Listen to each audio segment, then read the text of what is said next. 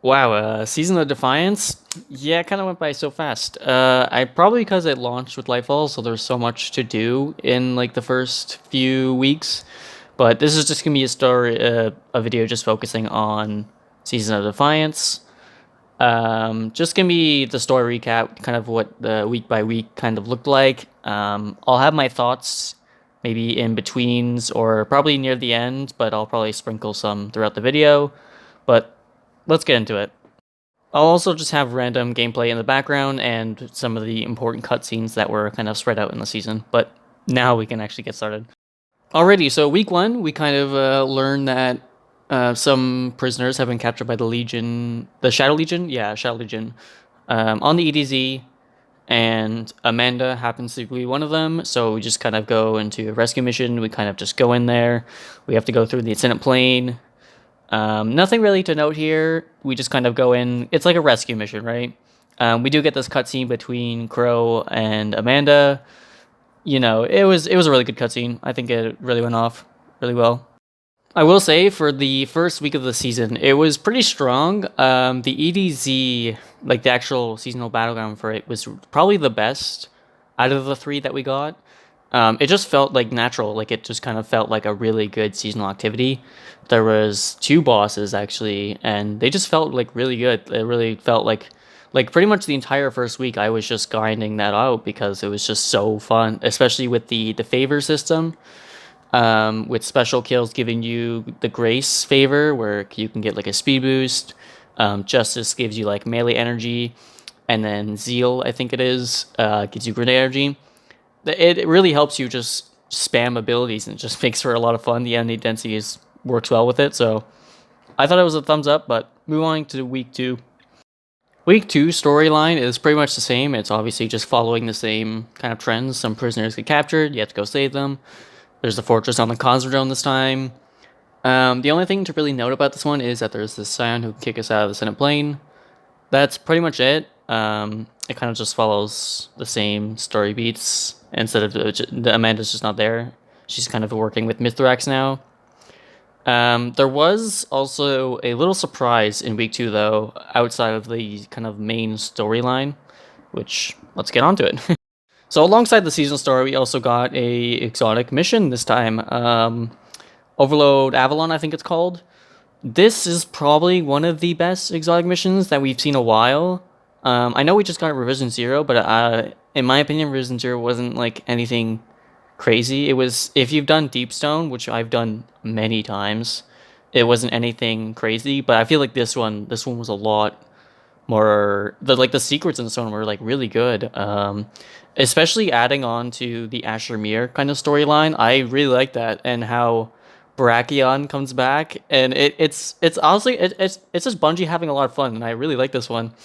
I also like how it actually used the exotic. So after you get the exotic, you can find these secrets with the actual Vexcalibur, and I don't know, the secrets are just a lot of fun. And we also got some lore implications on maybe like some more insight on the veil. Like this, you get to see like this big kind of, I don't even know what to call it. People are calling it like fungus, so I guess I'll just go with that. But this was a nice surprise, and honestly, this was probably the highlight for pretty much everyone in the season. This was just amazing. Like it's just a lot of fun. Like if you haven't done it, I would highly recommend just picking this up and just doing it. And just honestly, find the secrets on your own. Don't look up a guide or anything. Doing the secrets on your own, which is what I did, it was a lot of fun. But let's go on to week three. All right, now on to week three. There's not another fortress, but we kind of go on to their flagship, which has kind of been hovering over Earth. And yeah, it's pretty much the same thing. We're saving prisoners up there.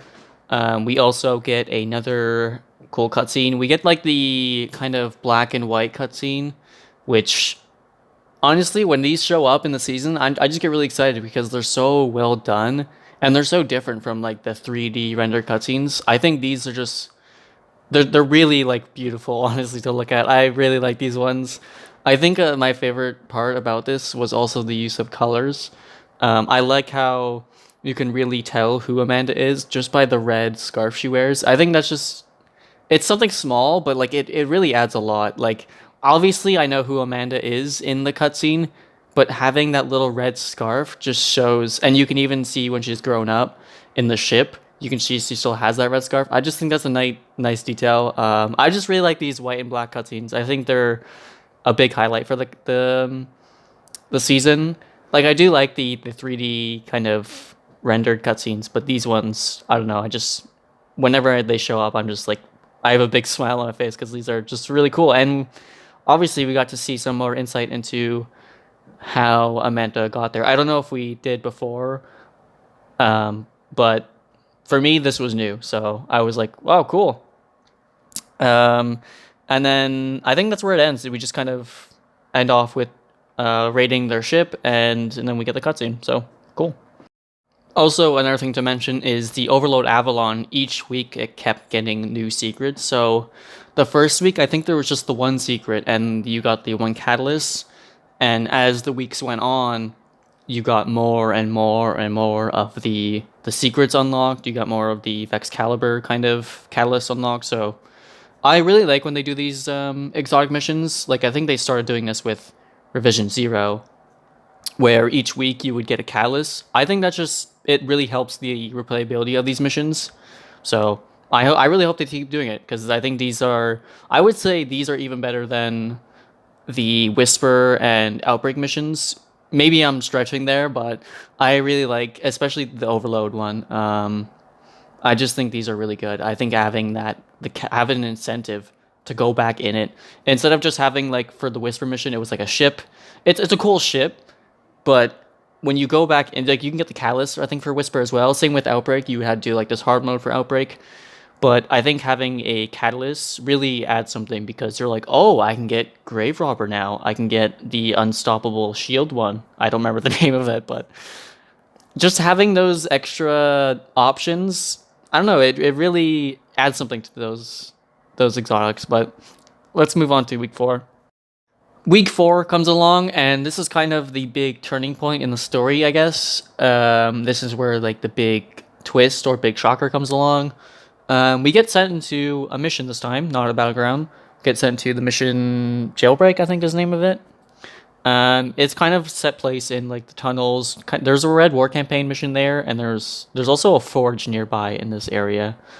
Um, but yeah, you go in there, and as soon as you start the mission, Aramis calls, and she says, "Yo, don't do this. This is bad. Don't go in there." And Miss Rex is like, "Well, yeah, she's a bad guy, but she doesn't lie." But they still proceed to go in, so we know something's up. Um, I think it's pretty standard. You just kill a bunch of Cabal. You do fight this Tormentor near the end, but then this cutscene plays, and kind of I don't know. For me, it was kind of left field. Like it was kind of out of nowhere. Um, Spoilers, obviously, if you haven't seen this or been living under a rock in Destiny 2 community, I guess. Amanda does die. She gets kind of blown up. And it was so weird because I was not expecting it. And I feel like it wasn't done well, or like at least like really I don't know. I don't know how to explain it. It was just so random. Like because the first 3 weeks were just like saving prisoners, and then it's like all of a sudden, boom, character death. It's like, oh, okay. And if you've played the rest of the season, this doesn't even make sense either because um, nothing really happens in the season. Honestly, it's a kind of a filler season actually. Now that I think about it, nothing happens. You just kind of save prisoners, which ultimately doesn't really do anything for the big story that's going on. So I don't know. It was just so random. Um, yeah, I don't know. But then after the cutscene, we get into like this mini funeral scene where we have Mara, Crow, and Zavala just absolutely devastated that this has happened. Because obviously Amanda's not a guardian, so she can't just res back. So she's pretty much dead until maybe she comes back, or she's just dead forever. But pretty much Zavala is just absolutely devastated. Crow is kind of like pissed, like he wants revenge, and Mara's just kind of trying to comfort everyone, but everyone's just so down bad. Like because this is probably someone like Crow was kind of having like a love interest with him. Zavala obviously knew her like at a young age and kind of like took her under his wing, right? So yeah, it just sucks that this happened. But it's weird because in the game the characters are all sad, but if you look at it as a player, it doesn't really fit because Amanda's dead, right? Personally, I didn't really know her too well. She was always the person in the hangar that like I never talked to. I think we started to get to learn more about Amanda this season, which was good. It was really good, but I kind of wish. I feel like it was too soon. Honestly, that's it. It's too soon that Amanda died. Um, yeah, because it's also weird because she dies this season, and then like near the end of the season, they're like, "Oh, Guardian Games is back. Who's the best class?" And it's like, hello. We just had like a major character death. Is no one concerned? Is does Grandma even care? It's just weird. But in terms of like the actual story, Zavala is devastated. Man, he's just saying like the kind of Guardian line: bravery, sacrifice, devotion. It sucks. And then Crow kind of goes off and is like, I want revenge. So week 5, I guess. But this is where it gets a little weird because week 5 rolls around, and last week we were like kind of teased that Crow was gonna have like a plan for week 5. I guess that was saved for the finale because week 5 comes around and it's just like, yeah, can you run a battleground again? Yeah, that's it. Just run a battleground again. It was really weird. So, and then like after the background, you have another scene with Zavala, and he has like the statue of like kind of her ship, like, or at least not. I don't think it's her ship. It's like the basic Destiny 1 ship. I forget the name of it. It starts with an A, I think. And you kind of have like that little, you have like that little statue now in the farm, which is I like it. It's pretty neat. Um, but aside from that, nothing. It's so weird. Like there's nothing really happening in the final week of the story, or it's not like the finale, but like it's the final week of the main story. Like usually the finale is kind of like this thing near the end of the season where it just kind of happens and it's like leading up to the next season. But like it didn't really end smoothly, honestly. It just kind of ended. It was really weird. So nothing happens aside from you have this really touching scene with Zavala near a statue. I think he also has a really good scene when you're talking to him on the radio, or like the radio messages you hear at the end of each week. I think he had a really good kind of speech there. But aside from Zavala kind of stealing the show, nothing really happens in week 5. So then the finale rolls around, and it's also really, really weird because it just comes out of nowhere. Like week 5 happens, and then maybe like 2 to 3 weeks later, the finale just drops out of nowhere, and it's like, oh, okay, Crow's ready. I guess he was ready to take his revenge, and his big plan is just to blow up their flagship. Which, I mean, yeah, it's sitting up there, so you would want to take it out eventually. So, yeah, I guess. But it was weird because the whole thing was, well, at least the questions leading up until week 3, it was kind of building up to who is capturing these people, why are they capturing them, and we never really got those answers, like at all. Not even like a hint of why or who. So, like they just kind of say it was part of the witness's plan, and it's like, okay, this is kind of. I guess they really wanted Amanda dead. I guess that was the whole plan. They had a hit on Amanda, and they're like, haha, got her. We knew she would just run in there, blaze gunning. Like, I don't know. But the finale rolls around, and the mission itself, it's fine. You kind of. Actually, there's a really annoying part at the beginning where you have to shoot these darkness nodes. They just keep respawning. It's really weird.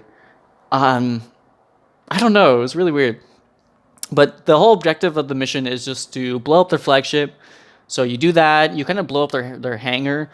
But it's funny because Crow's like, I'm gonna detonate the charges, and you're like still in the hangar, and he detonates it. It's like, bro, I was still in there. You could have killed me, man. Like he just tried to blow you. He tried to blows you up. It's weird. And then you get to the engine room, and Mara kind of gives you her superpower. She gives you the yellow beam instead of the graces, and you can like destroy really tough things like the engines and the big door. And yeah, once you destroy the engine, it's like, all right, get off the ship, and she teleports you off. You're back at the farm, and then you get to see the ship in the skybox. And when you get teleported, your first impression is like, oh, we get to see it like crashing down.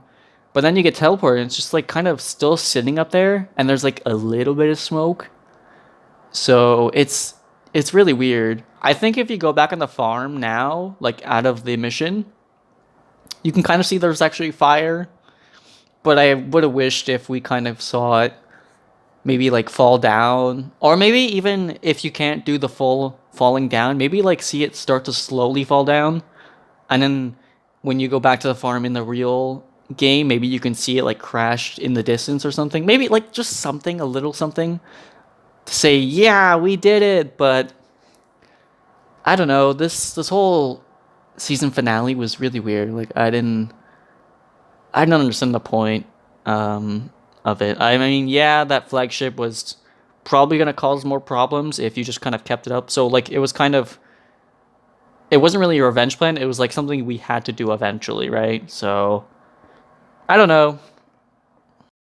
But yeah, that kind of wraps up Season of Defiance. Yeah, nothing really happened aside from like Amanda's death, which could have been avoided.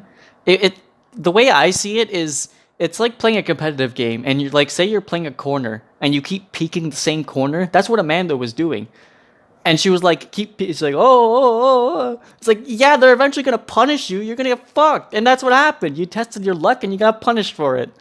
Like, that could have been so like avoided. Like, she should have like something should have clicked in their head where she's like, oh wait, if we keep doing the same thing over and over again, they might, like it's kind of like fool me once. You can't keep doing it. It's I don't know. It could have been avoided.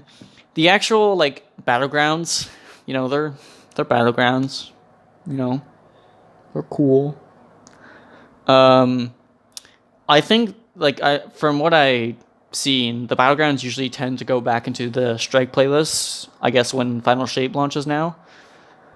I honestly I feel like the favors do so much for these battlegrounds, and when they get taken out, these are gonna be so weird to play. The only one I actually liked too was the EDZ one. The Conzero and Orbital Prison were kind of annoying. I feel like the EDZ one was like really well done, and the other two were just kind of, I don't know, they're just so weird. Like the Cosmodrome has you jumping a lot, and it keeps like it's made a big point. Like the Scion keeps throwing you out, but it was just annoying. Like stop it, man. Let me play the game. And then the Orbital Prison one was like the boss room, especially if you're playing on the Legend difficulty, is like so brutal. Like you have to sit in like the bubble, well, because you can't go out because there's like this darkness gas or something, and the boss is just shooting you. He has like free reign on you. You need a well if you need to do that. So that wasn't fun.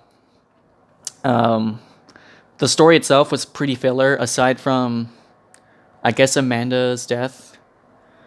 Um, yeah. Actually, one of my biggest complaints about this season is the fact that we spent the entire season on Earth.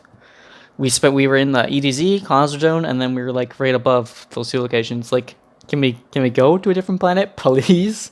Like, I know like we're capturing civilians and all, but like, come on, man. Like, can we go somewhere else? I feel like we're getting to a point where the like Earth is getting overused so much, like even more than like some of the cool planets. Like even last year's like seasonal, the one that launched with Witch Queen, Season of the Risen, it had EDZ and Cosmodrome. Like if you're gonna have an Earth one, can you at least like not have both of them? Like maybe just have one of them.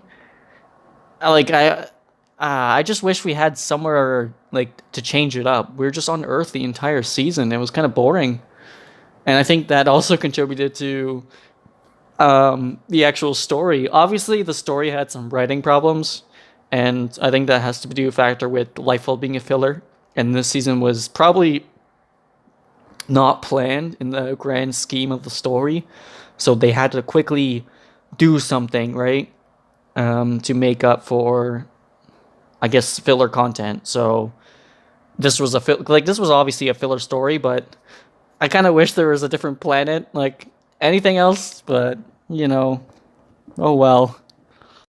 Before we do end off this, I do want to touch on the kind of the loot in this season, like very briefly. The engram system, I really liked having the amount of Defiant engrams you get just by playing the game. It's so much, and I enjoyed it. It was so much fun. It felt like I was getting rewarded for my time most of the time. But I will say I have a huge complaint. The deep sight swords, like the ones you get from what are the not imperial, the opulent engram, I think it's called, where you have to focus it. What the hell are the drop chances? I got the hunter sword really quickly, and then the warlock sword. I'm not even joking. I finished it last week. I haven't even started the Titan one. I have 0 out of 5. And I've been doing a lot. Like I've turned in like probably like hundreds of engrams, and I solely focused into that category. So like I don't know what the drop chances are, but please Bungie, can you buff those? I'm surprised no one's been talking about this. It's criminal. But that's pretty much all I got. Let me know what you guys think of Season of Defiance. Was it good? Was it bad? Are you looking forward to the Season of Deep? Let me know. But until next time, have a good one. Bye.